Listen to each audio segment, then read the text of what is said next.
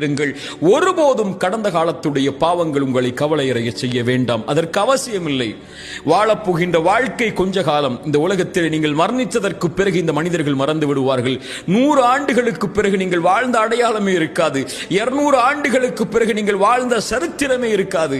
இப்படி உலகமே உங்களை மறந்துவிடும் போது நீங்கள் ஏன் கடந்த கால பாவத்தை நினைத்து எதிர்காலத்தை அழித்துக் கொண்டிருக்கிறீர்கள்? அப்படி மனிதர்கள் உங்களுடைய பாவத்தை நினைவு கூர்ந்து கொண்டே இருந்தால் அவர்களுடைய வார்த்தை உங்களை கவலை அடைய செய்ய வேண்டாம். இறைவன் அறிந்தவன் மறைப்பதையும் வெளிப்படுத்துவதையும்.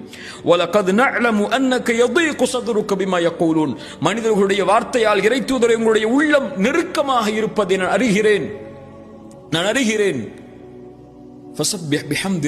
என்னிடத்திலே வந்து விடுங்கள். சிறந்தாழ்த்தி விடுங்கள் என்று எனக்கு முன்னால், இறைவா நான் பாவம் செய்தேன் தான், நான் இதிலிருந்து வெளியே வந்து விட்டேன், நல்லவராக மாற முயற்சி செய்கிறேன், அந்த பாதையில் இருக்கிறேன்.